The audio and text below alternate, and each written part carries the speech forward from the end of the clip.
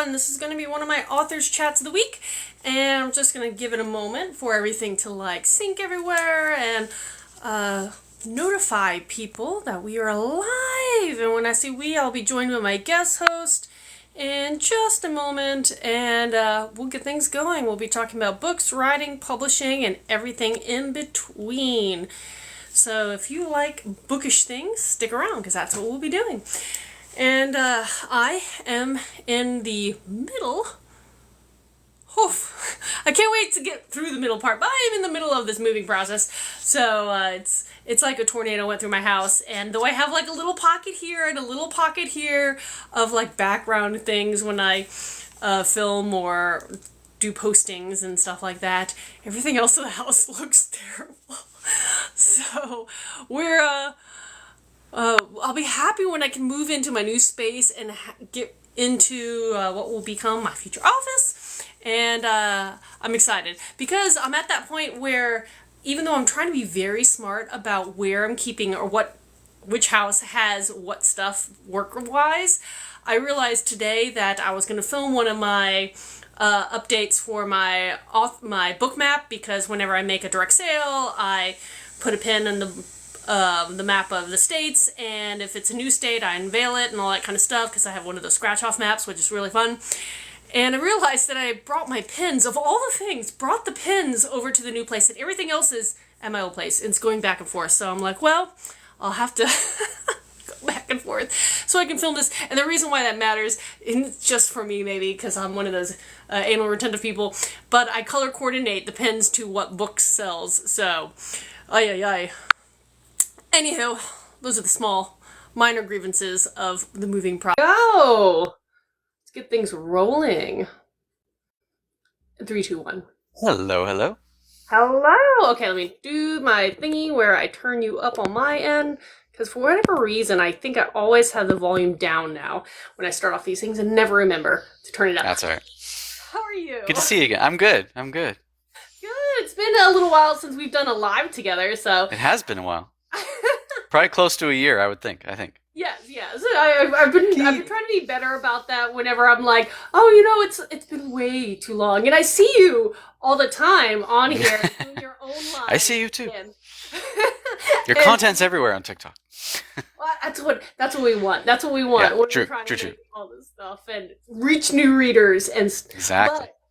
But yeah, so for anybody who doesn't know you, since you're my co-host today, I'll let you reintroduce yourself and what you write, and we'll go from there. Well, I'm Derek Borne, a sci-fi author. I live in Ontario, Canada.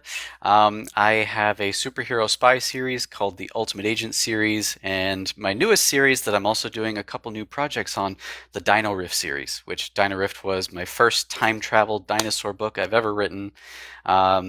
People screamed for a sequel, so I wrote Sorcor's Salvation, and now I'm writing not just a prequel, I'm writing a spin-off. That's very, very exciting. That is fun. I feel like, especially in this platform, people love that series. And I've heard from several people, they're like, oh yeah, the Dino guy. They're referring to you. Yeah, Dino Derek is a common nickname that I get on TikTok now. I absolutely love that. And so you're doing a prequel and spin-off series. Do you ever get mixed up of where you are in the chronological history of your universe when you're writing the project? There are very specific points of things that happen throughout the series that I know, okay, this, the prequel is before the events of Dino Rift. So I know that even before Kim and Viv enter the storyline, it's more about how Soracor kind of started its evil ways, so to speak.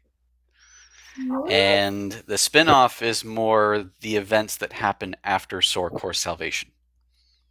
That's neat. But it's all new characters. I love that. Because basically Dino Rift and Soracor is the beginning and end of Cam and Viv's part of the story, but there's so much more to tell.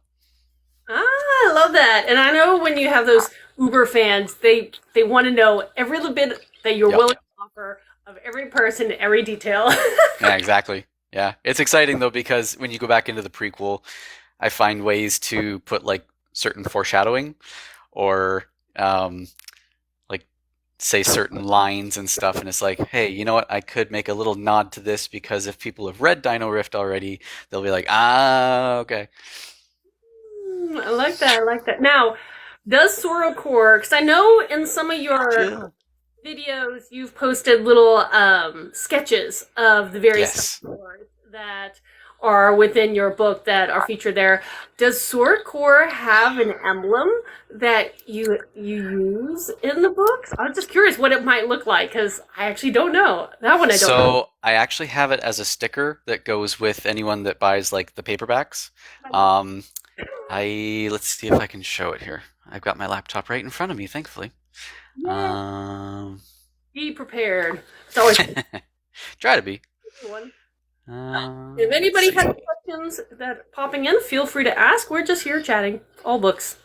All things books. And dinosaurs. There it is. While So, up, I will ask the audience, what is your favorite dinosaur if you know names? Or if you're going to be tiny legged one, sure, I'll go with that too. I understand. But like, I was definitely a person when growing up that I was, thanks to Jurassic Park, super, oh, that's so cool. Okay. so yeah, this is the signia that would be at the when you're first walking in the museum, because in the first book they're known as like just a big museum that's got a few locations all around the world, but it's actually a cover for um, evil time rift bringing dinosaurs into the present nefarious schemes. So, and the fun part that I love doing about this was just putting the little R on the end. So I'm like, might as well. Fantastic. I love that. That is so cool. So did you design that or you have someone design that for you? 'Cause I know, I think you have is it a friend or someone who's become a friend who's done the sketches? So I honestly just found a royalty-free website, and I found the black and white outline of dinosaurs, and I was like, you know what? I'm gonna go with pterodactyl and just add in the wording, just keep it simple. So I like that. yeah, Good to have some kind of, basic graphic design. I know some. some authors who finds a lot of benefit just knowing the basics. Now, beyond that, higher so unless you're going to really educate yourself, but Ben did ask, have to get going. Books are available on Audible. Only Dino Rift and Sorako though. I'm working on the other ones. If I had the ability to do my superhero books myself, I would, but I don't have the setup for it. I really wish I would. yeah, okay, well let's talk about those. So who are the characters in your other series and what's a little bit about them? So in the other superhero spy series, there is the civilian of Devin Bertrand who kind of gets wrapped up in the spy world. He actually basically, through certain events, joins what's called the Ultimate Agency, which is a very, very covert operation that gives their agents superpowers in order to take down the bad guys because they can do the same thing. Ah, So it's kind of like the Marvel superpower version of 007, but great for kids. yeah, that's fantastic. And yes, when it comes to audiobooks, and I know going back to Ben's question, it's it's a it's a feat. No matter which way you do it, if you're narrating yourself, which some people are talented and Mm-hmm. have skill set and equipment, great. Or it's trying to find the right narrator and Yep. the expense of trying to figure out, do you fund it, do you split the profits, all that kind of stuff. So that's a whole thing behind the scenes, but I'm glad that you've dabbled with it with your first two, and hopefully you can get all yours converted, because there are definitely people who that is their format, and Oh, I'm totally. Yeah. starting to do that same process with some of mine. So it's If it were me trying to do my superhero books, I would definitely have to work on my Russian accent because the bad guys are Russian. The only thing I can probably do is like vodka. That's about it. That's the extent of my Russian accent. Hey, D. but yeah, no, it's I'm trying to think about that. That's hysterical. Yeah, I know. I could not narrate my own because I would be horrible with accents. It would all sound the same. I mean, I've seen a lot of people just go to YouTube and try to learn the dialect from, I guess there are some speech coaches on YouTube. So, That's cool to know. Did not know that, but I'm content hiring professionals for that. The question is, how do I fund them? And but that's the and I've seen one of the other book talk authors on here. He just just ran a Kickstarter for that purpose. Was exploring there you go. his audiobook Thanks for the rose, Piper. Yeah. And so there are different ways, but different things. I did royalty share for Dino Rift and Soracore. Thankfully, my narrator, Isabella Tugman, was great for that because she knows that it's not easy for indie authors to sometimes fund things. So at least both of us get paid. Yes, I love that. And also, I'm drinking Earl Grey tea. If everyone can see what's written on my. I'm a writer. What's your superpower? I was going to say, my superpower is putting words on paper and hopefully making them... and watching them turn into money. Now, that would be amazing. But no, I was going somewhere. But no, split share is neat, and I'm doing that with one of my series, and my narrator's on this platform as well, Blanca Frappe, for that project. And Blanca's doing your books. Yeah, she's awesome. Doing young adult one. She's actually right now finishing up, or somewhere in the middle. I won't say finishing up. Somewhere in the middle of the second. Oh, that's so cool. She's awesome. I love her. It's fantastic, and but it's one of those things. It does benefit.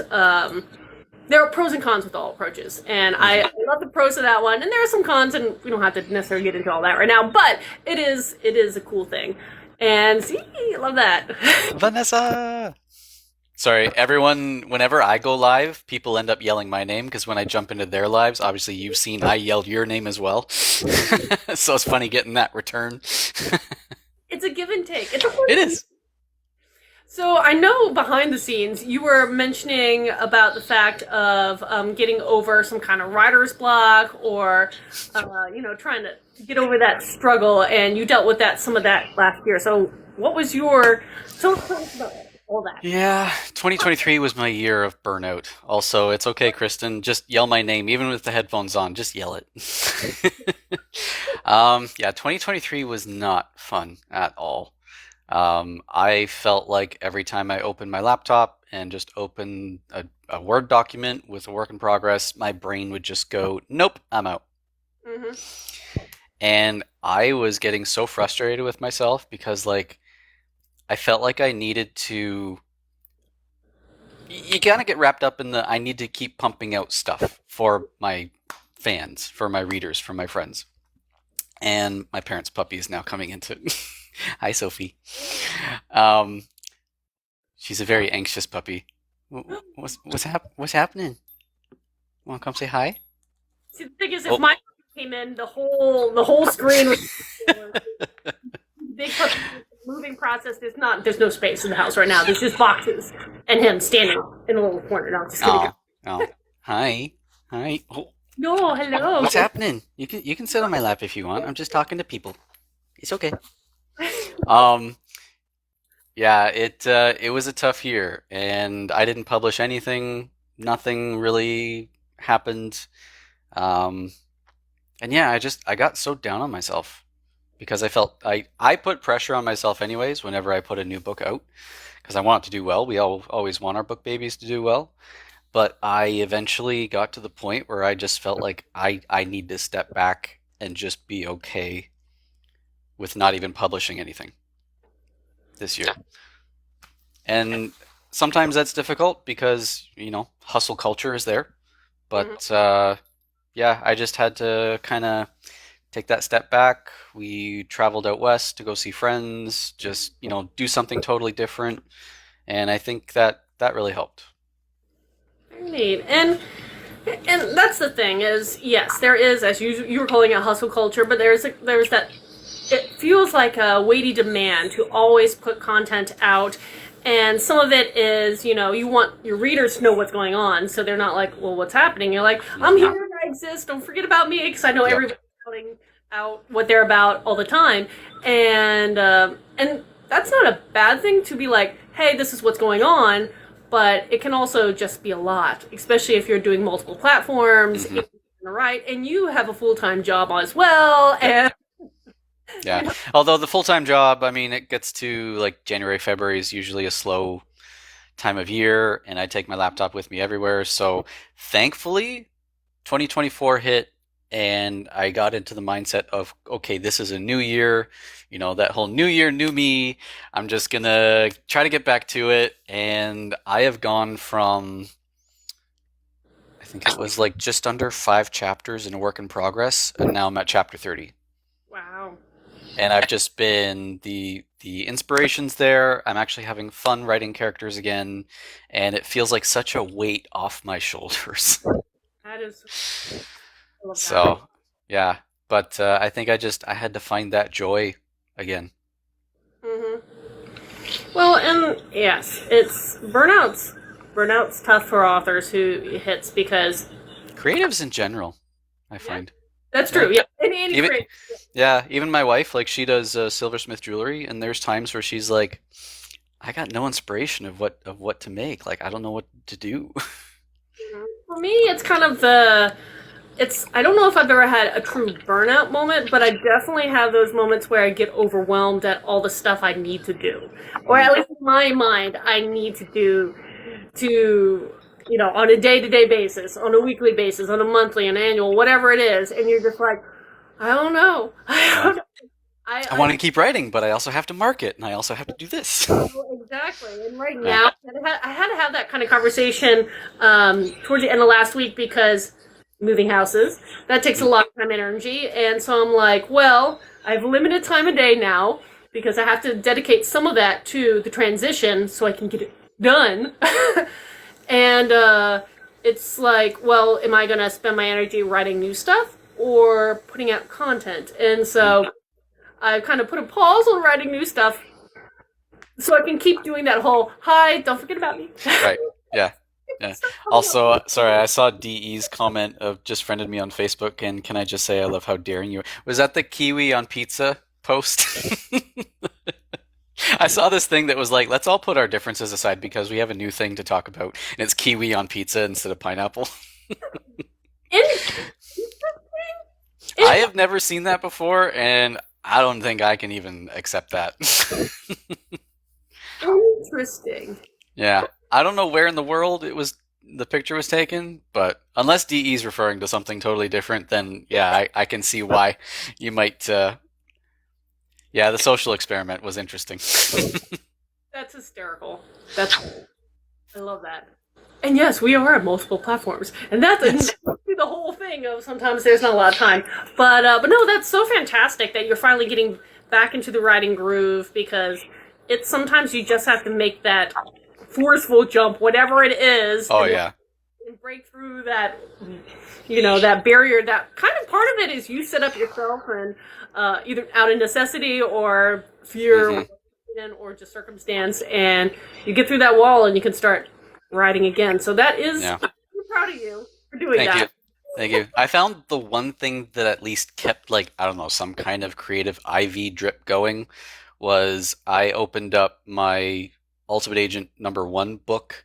And because I had originally written when I was 14 and then rewrote it back in 2016 to publish in 2017, there's times where I look back and I'm just kind of like, eh. So I opened it up. I created a new name for it, and it's basically just like my secret rewrite kind of thing, but mostly just dialogue. Because there's certain things where I know fans that love what happens in the series, and I'm not here to change what happens in the series. But some of the dialogue, I was just like, you know what? If you compare how I used to write to now, I feel like I could make it better. And I Yeah. found I was able to kind of just make those tweaks like more of who I am now.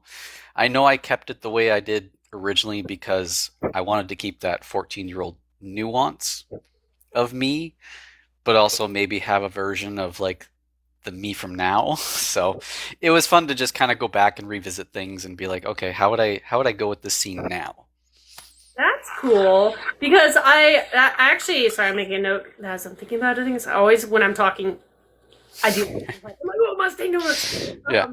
But no, I have that even moment because my first book, The Lady in the Blue, Mm. sorry, um, I published in that one in 2016, and that one I came up with the idea when I was 17.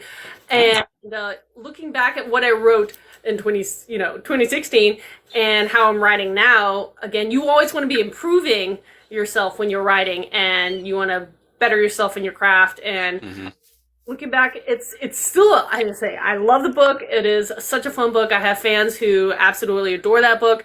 But if I wrote that book today, it would be the wiser edition. I like it, Kristen. It would be different. Wiser. Yeah. Yes. I do like also, that. Hey, Drew. But wiser edition. Hey, you never know. Like If you do finish your wiser edition of your book, that could be something fun that you can give out to, some of your fans who've read the original and be like, here's Yep. Here's 2.0. Here's the And you never know, like special edition, right? Exactly. Hey, people love special edition. Oh, someone's coming back into the camera. Hi. Yeah. Hi. What's up? Hello. What's up, Soph? You want to say hi? Say hi to everybody? Oh, no. She doesn't know what to do. You're funny. Staring at that box. That dog I live by staring on either angular box or the vertical box, but I stare at lots of boxes. That glowy box. Yeah. Yes, cute. I love puppies. Now, would you ever put in like a little Easter egg of like your dog or something? It's actually my parents' puppy. Your parents. She's technically my sister in a way. A very furry sister. But would you ever have you ever stuck a little Easter egg in, or would you ever? Well, technically, in Dino Rift, there is what's called a Nundasukus dinosaur, which is kind of like a crocodile but with longer legs. And my bearded dragon was kind of my muse for Nandi the Nundasukus. My cat, on the other hand, that I've had since June of last year, her name's Libby.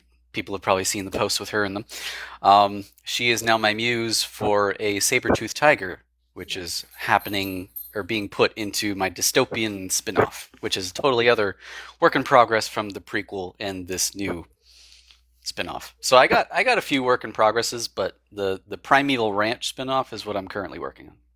I love that. I absolutely, ever since I was young, I love prehistoric animals, and saber-toothed cats were one of my favorites. Smilodon is one of the ones from North America. And so when I was a child, came up with like this fantasy version of a saber-toothed creature. And I'm finally debuting it in my upcoming book. That's the one I'm doing my Kickstarter for. And that's so I've been waiting for years for this creature to finally be able to be seen. And I'm like, oh. Also, hey, Scribe. And Jill, so you've got the prequel to Dino Rift that's on the back burner. I'm currently writing the spin-off of Primeval Ranch, and then there is a dystopian kind of like humans have to take the world back from evil androids. And yeah, those are the three that have major chapters already written. So that's so cool. So is there an order that you're going to try to release? Because you have now multiple projects, like me, where you have to be like, well, which one am I going to try to attempt to publish first? Yeah, that's actually a tough question because I am really loving how Primeval Ranch is coming along. There's a lot of twists and turns to it. It's almost like if I made an Ultimate Agent version of Dino Rift and Soracore. Because there's a little bit of like spy-ish stuff happening. Christy! Yeah, I don't know. I feel like the prequel could come out at any point because if I write Primeval Ranch and publish that first, I could also put some foreshadowing in the prequel as I finish writing that one to that. The web we weave as authors, just foreshadowing and having fun with it, I love it. Yeah, it can be fun. It can be one of those. Tracy? No, this is a word I'm like masochistic pleasure. Yeah, right. You're doing these multiple projects and trying to keep them all going forward at the same time in different ways wherever you are in those books. But that is so. And I feel like after last year not publishing anything, Mhm. I'm actually okay if I don't publish anything this year. But if Mhm. I at least get things ready to do maybe even like rapid release, like maybe have one earlier in the year of next year, have another one a little bit further into next year, I'm totally okay with doing that. I don't feel the pressure of, yeah. Well, that's good because honestly, I wish I could get out of the mindset where I feel almost obligated to release certain Mm, for a year kind of thing. But it is when I've talked to authors who've taken those little hiatuses for that point of trying to set things up for like a game plan for a rapid release or mm, for just to structure and get ready for the next few years and saying, okay, now we're on a roll. And everybody's been like, yeah, that was worth the wait. That was yeah, worth hiatus, as you were terming it. But it's also just hard to like tell yourself it's okay not to yeah, right away. yeah. Authors take breaks all the time. Yeah, definitely. Is it okay if I just pause this just for 1 second? Because I think this girl needs to go outside. It's fine. Yeah. You Okay. Hold on. continue to Sorry. I'll see you in a few. But yeah, Derek will be right back. And until then, but yeah, if you have any questions, again, feel free to shout out questions for us if you want any clarification or anything, all things bookish. And, but yeah, no, I absolutely love hanging out with Derek on the virtual space as we do here.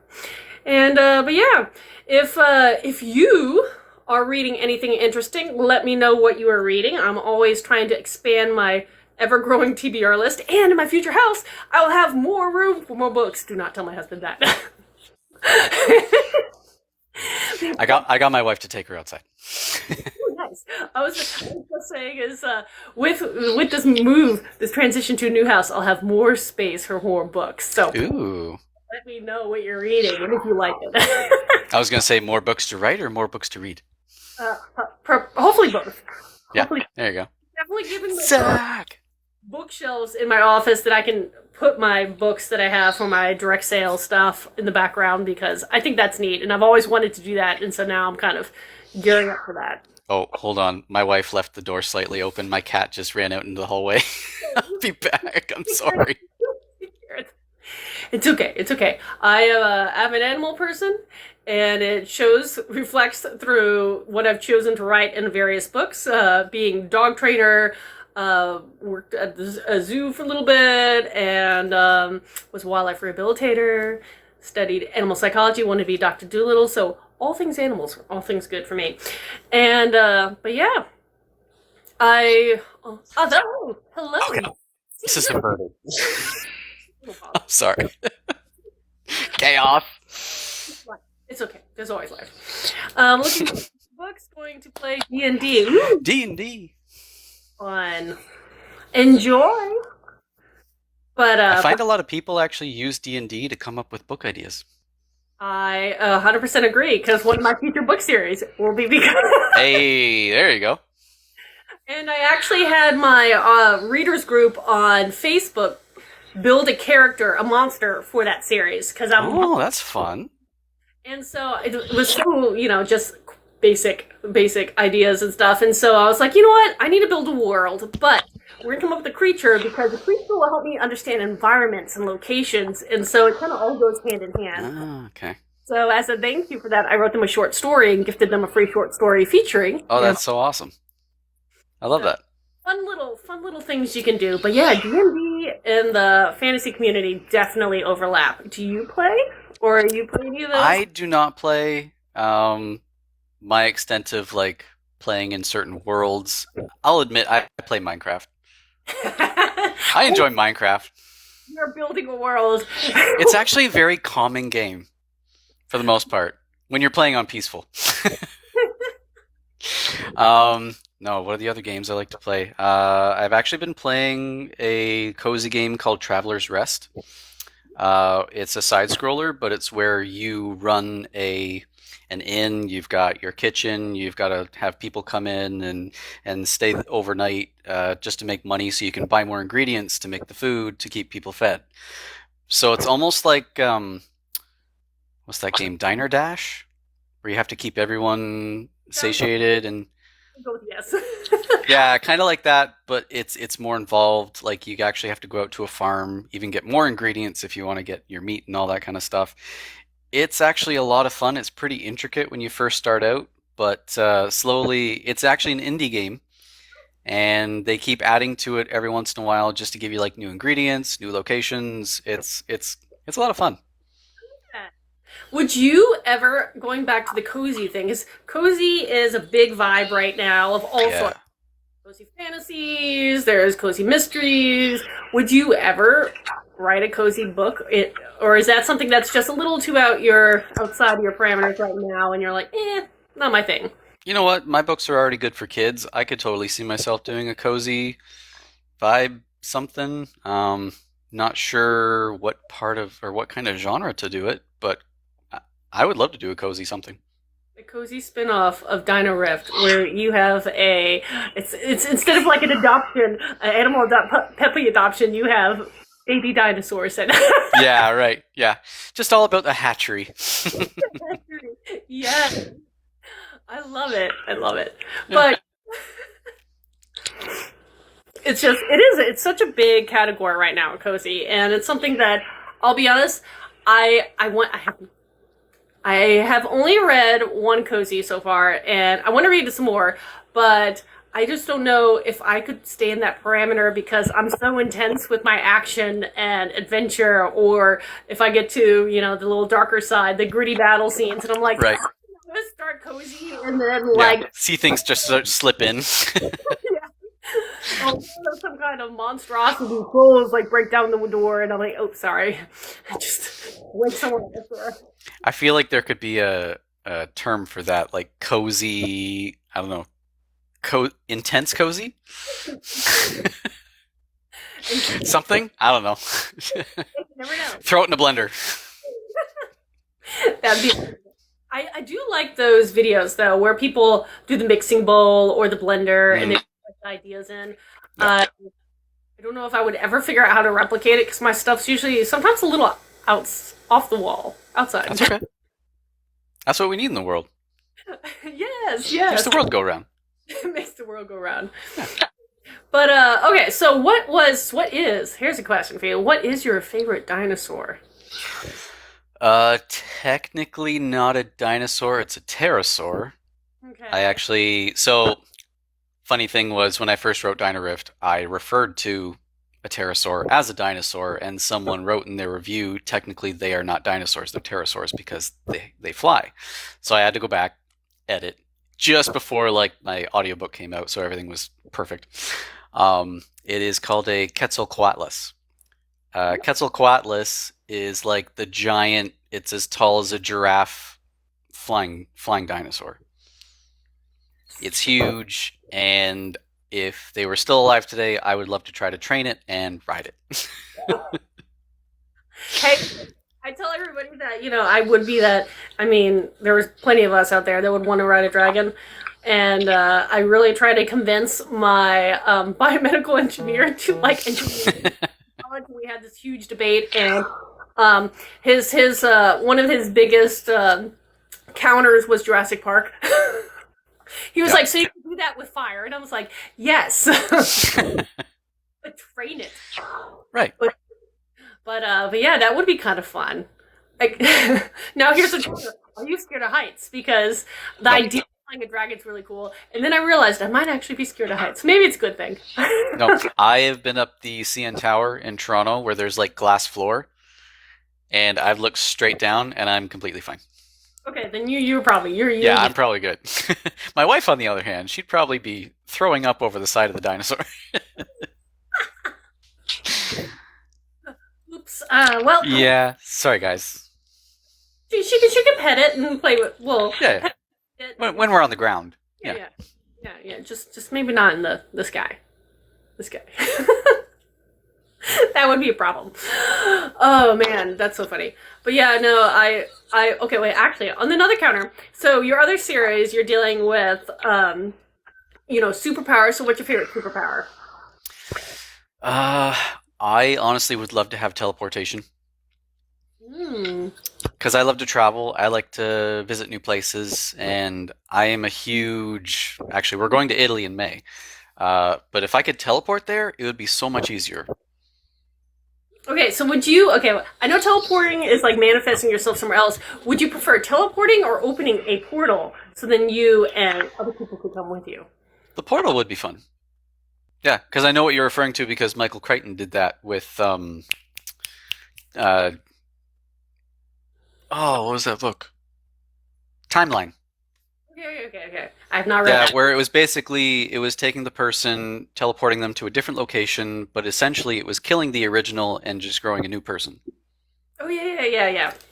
And that was the ethics behind it. Is like, well, you're technically killing the person. Should we be using this kind of technology? Which is exactly like the Jurassic Park. Okay, you can make dinosaurs, but should you? Yes. Well, I feel like Yeah. hello. There's a lot of those. Hi, Grace. There's a lot of those kind of ethic questions. If you really want to get into sci-fi, fantasy, supernatural stuff, it's like you can, but how would it work? And should it? Should you? Exactly. Magic, ability, technology, whatever it is. Should anyone really have this power? That is true. And what happens if someone does, but doesn't know what to do with it because Exactly. that gets Very, very scary. Yes. So if you couldn't write about your dinosaur series and Dino Rift, and you couldn't do superpowers and superheroes, what would be your next jump? Well, I technically have a cover for a project that is more kind of like virtual AI, and what if there was an AI world that has like sort of like Tron in a way where there is a villain within the world trying to get into the real world. Mm-hmm. Cool. And what would that character be able to do in the real world with an artificial intelligence where he could actually control parts of his virtual world? Ooh. And I see a lit RPG-ish question. A little bit, yeah. Yeah. There you go. Hey, So, lit RPG is they have some hard and tried and true fans right there. oh yeah. Oh yeah. But I kind of had that question of what if this character was able to change parts of our real world? Then therefore, like, what is the real world anymore? That's true. Or are we dealing with parallel realities and just what we perceive as Yeah. or reality versus someone else's? Yep. But is in those rounding round spirals of like Yeah. Yeah, that's a good one. Zach? what? Moriarty from Star Trek TNG. Ah. Yeah. So, what got you into the sci-fi and science-based, tech-based? I'm just not a big paranormal magic guy. It's just not me, and I wanted to do everything from the aspect of, okay, how would this work with genetics and science? Like when it comes to teleportation, Dino Rift, I have kind of like what Marvel did with vibranium, adamantium. I came up with my own thing called galaxidium. And Brett, or the specialist in the Ultimate Agent series, uses a bit of it in a little gadget that he has hooked in that when you think of where you want to go, it allows you to just travel there instantaneously. Kind of like Nightcrawler from X-Men, but through gadget. And then I kind of went, okay, well, what if this was a mineral that people didn't realize there was like pockets of it all throughout the Earth? So when you get into Dino Rift and Soracore, when portals start to open up and rifts in that, what are the implications? I love that. I do love that. So, And I do see the Nightcrawler post, but so okay. This again, my mind always like works on like 1,000 things a minute. But for you, because when you do sell direct, this is just a cute idea. You don't have to do anything. But like when you were saying that and having like a little mineral, like find some like if you found some like little kind of gemstones and you put them in like a little vase and just call them like fragments of your mineral and tuck it in there. That would be cool. That would be cool. If I could, I don't know. It'd have to be like very glisteny, I think, and like little flecks of things in it. I don't know. I feel like there has to be some kind of who knows gemstone. Please chime in. But I mean, I could literally just take little bits of fool's gold and say, "Hey, fool's gold is pretty cheap," and then just say, "Hey, this is galaxidium." yeah, something like that. But like, yeah, I bet you could like quick search and find. I'm thinking like there is one that kind of is almost iridescent and it's shiny, and I can't remember what it was. And but anywho, just throwing an idea because I was like, oh, that would be kind of cool. You open up a box. You have your own fragments. What would you? And a little tag. What are you gonna do with your power? Yeah. Also, Christy, are you a fan of the Nightcrawler from the original X-Men series or like the newer, younger version people? Because I love the iteration of Nightcrawler from the original X-Men where he's like, I'm Kurt Wagner, and in the German circus, I'm known as the Amazing Nightcrawler. The original. Yeah. I need him to come back. Hopefully he comes back in the new Deadpool movie this year. Yeah. But no, I did. Yeah, Nightcrawler was one of my favorite, for sure. Yeah. Do you know the whole story of how he actually teleports? I'm going to say no, because I probably did at one point, but I haven't followed X-Men lore since for years and years. So when he teleports, for that split second, he goes to a dark dimension. Actually, I feel like I do remember that. Okay. And that's why when he appears in the new location, there's like a puff of smoke and brimstone. Ah, I feel like I knew this, but I'm not going to claim that. So we're going to. Okay. There's parts in the comics where they explore that whole dimension that he goes to for that split second. That's so cool. I love that. Yeah. Alternate dimensions. Oh man, if you which is technically what my dystopian is. It's an alternate timeline. But I do make reference to things. I do like that. That'll make people go, wait, what? How is that? Alternate dimension. Ah, neat. I was gonna say because like a lot of the paralleling fantasy, sci-fi fiction, all that kind of stuff. The question is it our world or is it again a parallel world? And which again, that's kind of fun because you could technically expand this universe and totally. Yeah, the way I have it work is in Orva, which is my dystopian. They have a particular day of the year that's called UA Day, which is Ultimate Agent Day. It's the day the heroes died. And then that's why the world kind of goes a bit grimmer and darker than what we've seen that I've ever written before. Although I do try to keep my sense of humor in it, and I'm not like super bloody gory with my books. It's the boys. yeah, definitely not to the level of the boys. No. But no, I mean that is definitely another fascinating trend of the rise of the villain or the rise of the gritty hero, the anti-hero, or what if the heroes aren't actually heroes, and all that kind of stuff when it deals with people with abilities, powers, mutants, and stuff like that. Steven! Another one of my new book buds. He read Dino Rift and absolutely loved it. Yay! All right, Steven. But it's so much fun. It is. You meet so many people on platforms like this. But heck yeah, I did. I love that. But what I was going to say. Oh, okay. So checking the time since we're at that quarter-hour mark, I do want to start asking a couple of the questions I always like to ask, just in case this platform will be nice and allow me to repost this on YouTube. One of which is, where can people get your book? What do you obviously we mentioned a little bit about direct. Do you sell direct outside of Canada? What other place can people find your books, get your books, support you? So unfortunately, because I'm an indie author, my books are not in stores. I think you can find them in some like small little indie stores in different places like the UK. I have seen some copies like that go out and be like, little stores are actually getting my book. That's amazing. Amazon is the biggest place where you can get my books, both Ultimate Agent series and Dino Rift and its successor books.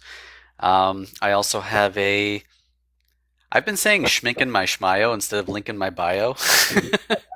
Because everyone's saying like Schmib away, so I'm like, schmink schmayo. But there are signed copies you can get through my bio and my profile. Been getting, actually, I've had quite a few sales through that so far this year, which is exciting. Yeah. I love direct sales because, for people who don't know, that usually, with very few exceptions, gives us the best cut. So if you want to support an author, buy it direct, get your signed copy. It's so good. I love signing books. I don't know, there's something about just like making that little signature. You're like, someone actually wants a signed copy of my baby. Your book, baby, and it's lovely. And I do see the comment saying Derek's fans are voracious. Zach has just been like the sweetest lately. He's like, yeah, Dino Rift is a staple on Book Talk, and thank you, Zach. It is, like, I mean, like I said, you are known. You're one of those authors that you mention the name, and I would be you. Dino Derek. But if you don't know who you are, usually a newer person, because most people recognize you for some way, shape, or form. And even if your books aren't for them, they know who you are. Well, and that's the funny thing is, like, I'm actually friends with quite a few romance authors here on TikTok, but they're buying them for their kids. I love that. And even just recently, one of them, Lyra Blake, she's a romance author, and I was in someone's live the other day, and she goes, both my older boys read Dino Rift and absolutely just devoured it. I'm like, that's amazing. Hello. So, and that's what I was... Christy, you're back.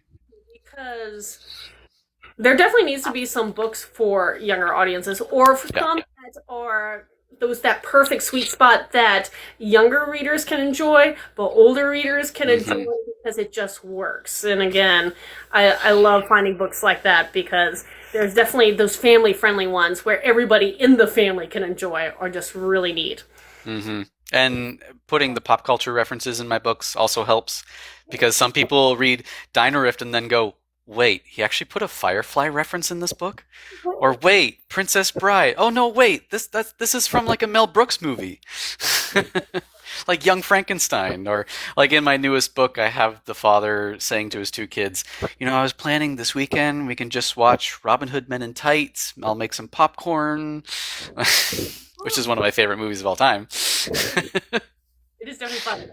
I was gonna say, for Mel Brooks, I the one that always will be Young Frankenstein for me. Yes, yeah. I make a Young Frankenstein reference in Dino Rift early on. Fantastic. Yeah, where they're down in the basement of the museum for Sorokor, and Cam's like, is there a candle we should pull on and make the wall spin around? And then Viv goes, if only Gene Wilder were here. That would be great. I love that. That would be great. No, that's great. Pop culture references. Yeah, that's something that, again, the only series that I'm trying to think if it's really pop culture, but I do refer back to The Real World is my young adult series. Because the main character is supposed to be from our timeline, essentially. And even though we're dealing with magical multiverse elsewhere, but it's so much fun when you read those books and you find those little references. Oh, yeah. I've heard people say don't do it because it makes your book less timeless, but I don't know. At the same time, when you do the right things that a lot of people know, like I even have at one point in Dino Rift, Cam does his own impression of the Christian Bale Batman, which I'm pretty sure at this point a lot of people understand that Christian Bale's "where is she?" kind of. And it's like they pull up to the Dino Rift Museum and they forget how tall the walls are around it. And Cam's like, forgot my trusty grappling hook. She's like, who are you, Batman now? And he's like, how did you know? Is it because I tell everyone my secret identity? And then he starts coughing because he's having a hard time doing the impression. But yeah, no, I mean, there is a difference between like the current events references, which again may not stick, and true pop culture references that are going to last a long time. Yeah. And so I think that's kind of cool. Yes, and it does sound like Sorry. But oh yes, okay. So the next question, because now we talked about where your books are. Where can people find and follow you outside of Book Talk? Do you have a website? Do you have Outside of Book Talk and TikTok, I do have my website, which is derekborne.weebly.com. I have not paid for the full website yet, thus the Weebly is still there. You can also find me. I do technically have Twitter X, but I haven't used it in so long. I just find it's one of those post a thing and it goes into the void. Facebook is where basically Facebook and TikTok are my two biggest social media platforms. I am always trying to be better with my newsletter. I do have a link to that in my bio as well. Yeah, that's pretty much it. I don't know whether to start a booktube or not. The funny thing is, I only recently heard that term booktube, and I'm like, that makes so much sense. I mean, yeah. The things that I use, I guess, booktube, but the YouTube for is pretty much, I run a series where I talk about, because I write fantasy, mythological entities that are pulled from Little Worldwide, so it's kind of just like fun, obscure little trivia, which for you could do something like that for either your superheroes or your dinosaurs, and again, link it back to what your readers are reading. And really the only other thing I do on it at the moment is repurpose these videos, these live chats. Right. So then people can find you. Yeah, the little snippets, yeah. Or hour-length snippets, you know. Oh, yeah.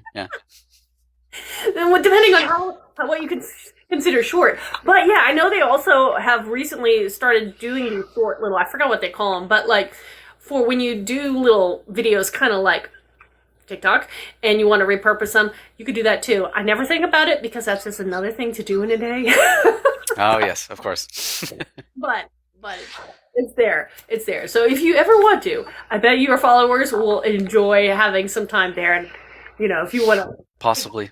I mean, I already upload cooking videos for the olive oil store I work for. So I could start the booktube.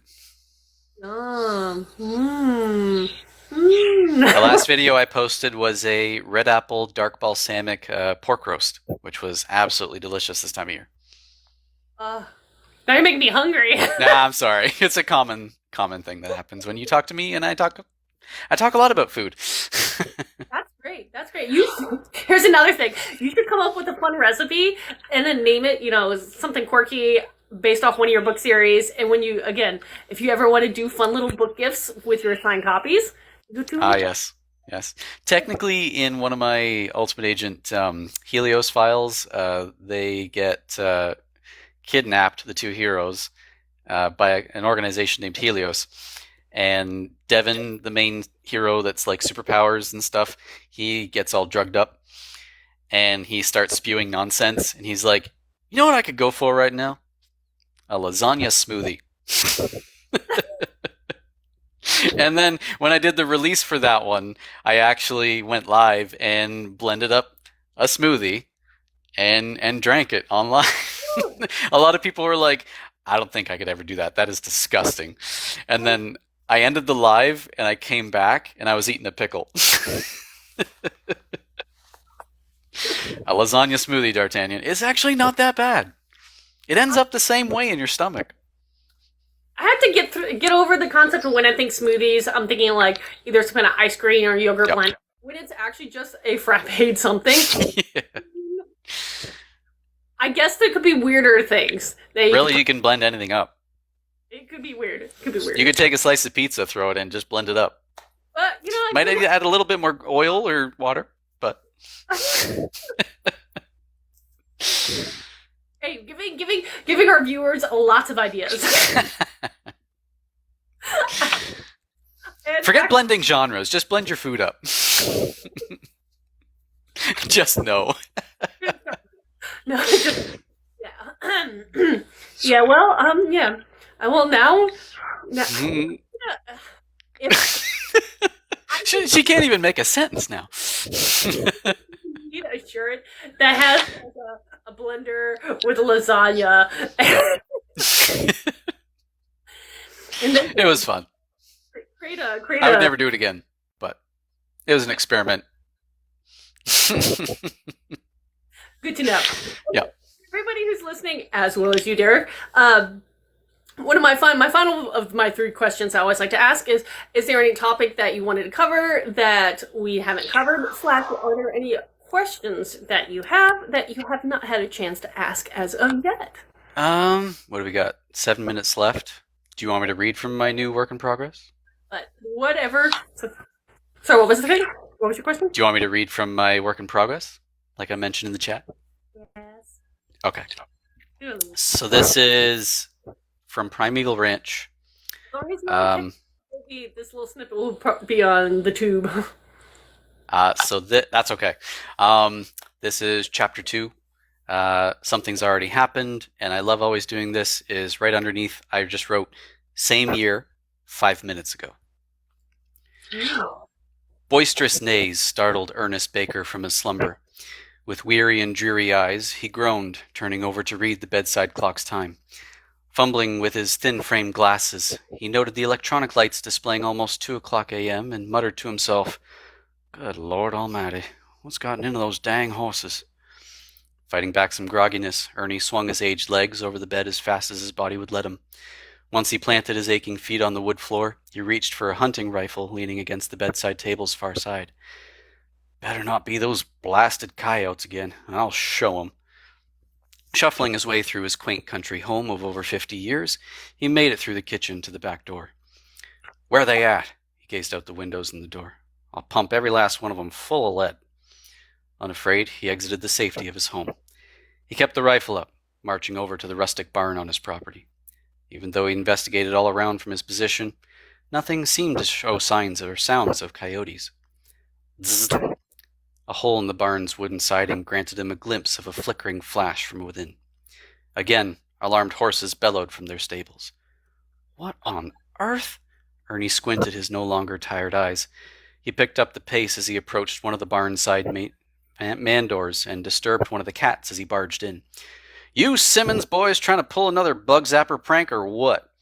A disgruntled kitty chastised its owner for being woken up with some meows. When it finished, nothing else made a sound.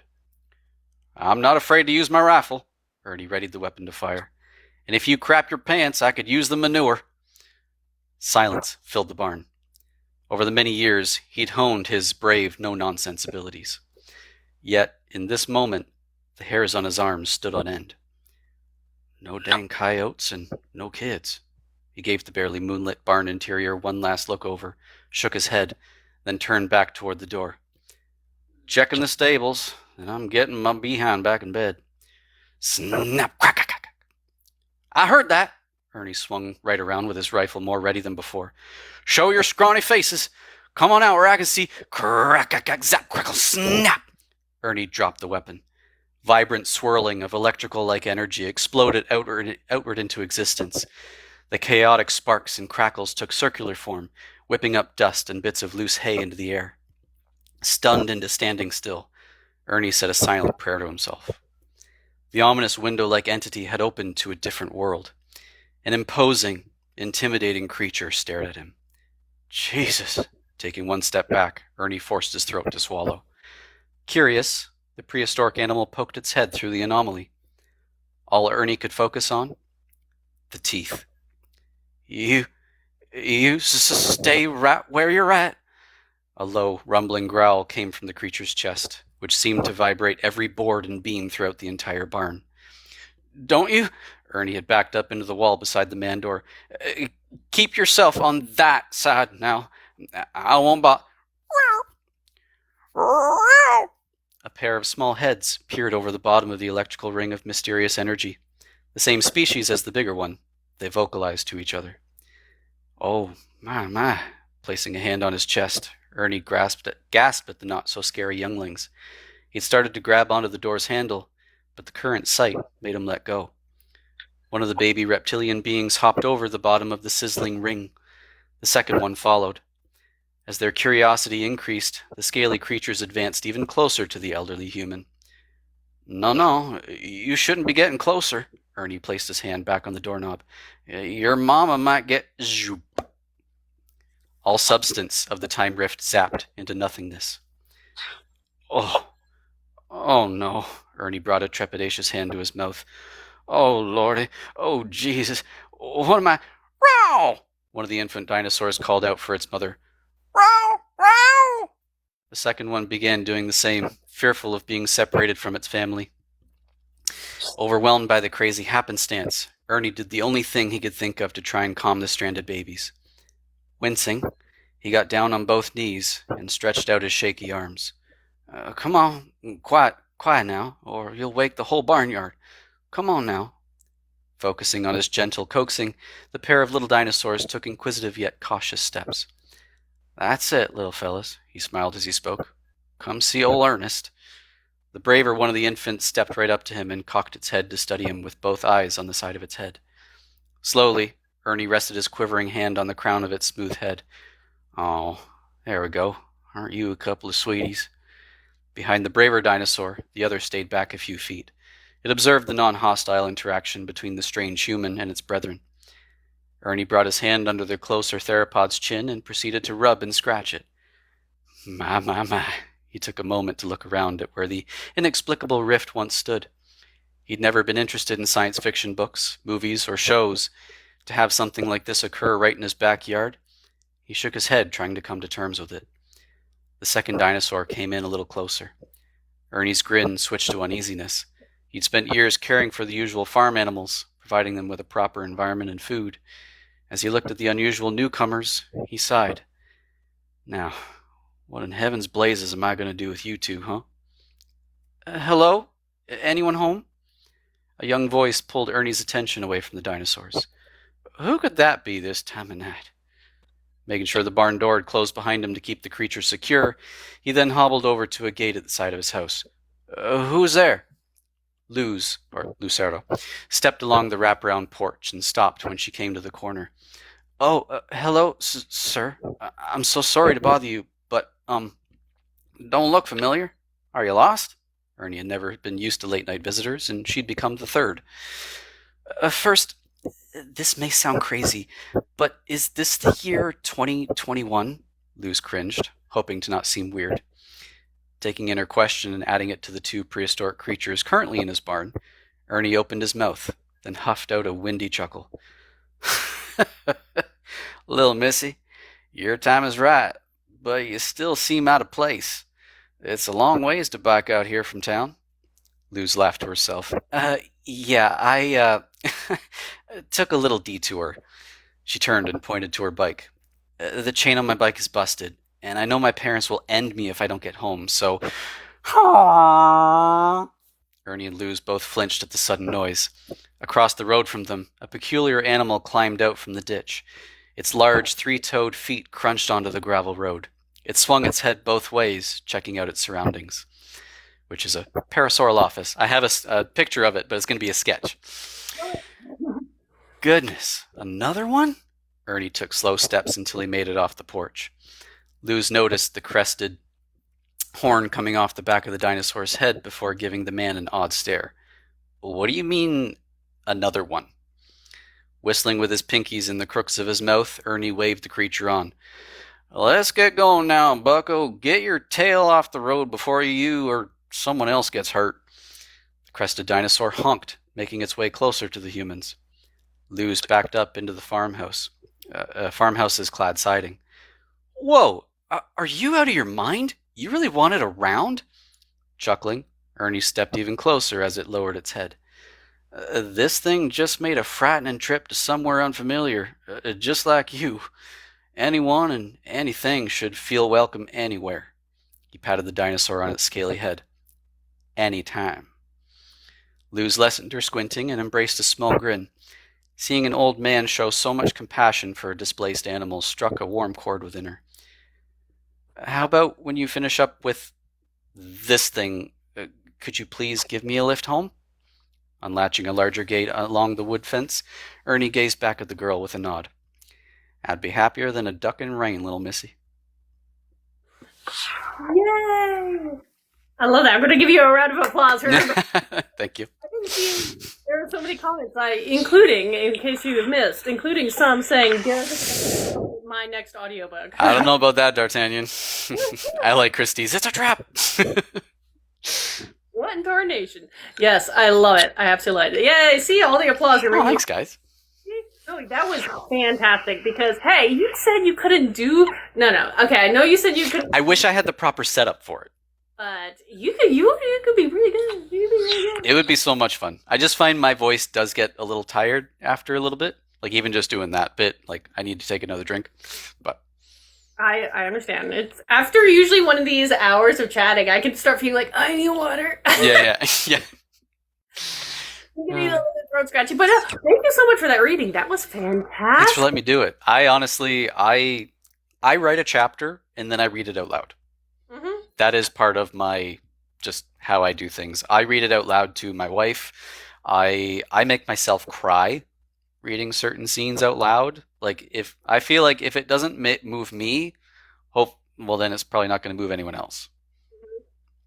But when you put the proper sense stress and like the italics on certain words, it brings out more of, what can really make the scene hit. I sometimes will read to my cat, Christy. She's a bit of a hard sell sometimes. No, she's perfect. Hey, I see what you did there.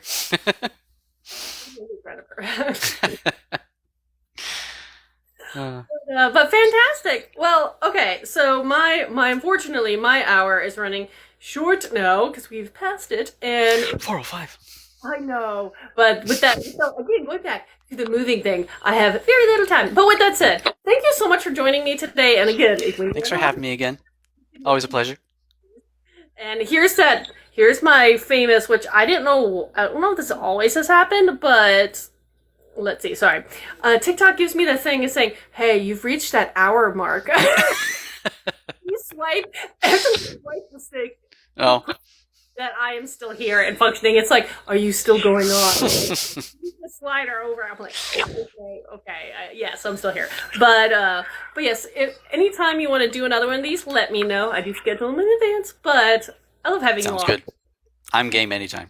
And your fans always like to see you because you have a huge... Thanks, guys. Make me feel loved.